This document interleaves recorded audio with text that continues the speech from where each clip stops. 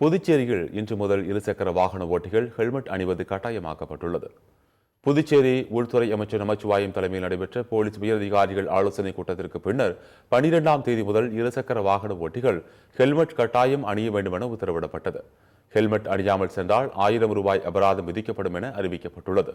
இதையடுத்து போக்குவரத்து போலீசார் பள்ளிகள், கல்லூரிகள், முக்கிய சாலை சந்திப்புகளில் ஹெல்மெட் அவசியம் குறித்து இருசக்கர வாகன ஓட்டிகளுக்கு விழிப்புணர்வு ஏற்படுத்தி வந்தனர். இதனையடுத்து இன்று முதல் புதுச்சேரியில் ஹெல்மெட் அணிவது கட்டாயம் ஆக்கப்பட்டுள்ளது. மேலும் போலீசார் முக்கிய சாலை சந்திப்புகளில் ஹெல்மெட் அணியாமல் செல்பவர்களை பிடித்து அபராதம் விதிக்க தயாராகி வருகின்றனர். காலையில் கிளம்பி அப்படியே வந்துட்டோம். இன்னும் அதை பற்றி எங்களுக்கு தெரியல. வெளியே இல்லை, ஹெல்மெட் ஒன்றும் வாங்கலை. இதுக்கு மேலே தான் இது பண்ணணும். ஆமாம், ஆபத்தை கண்டிப்பாக பண்ணி தான் ஆகணும். அது அடுத்த வாட்டிலேருந்து கண்டிப்பாக பண்ணுவோம். இது வரைக்கும் யாரும் போட்ட மாதிரி தெரியல. எனக்கு கொஞ்சம் பேர் தான் போட்டிருக்காங்க. ஃபுல்லாக எல்லாம் போடுறப்ப தலை பாரமா இருக்கு, வெயிட்டா இருக்கு. பத்தாதுக்கு ஹெல்மெட் போட்டா ஏற்கனவே திட்டு ஜாஸ்தியா இருக்கு.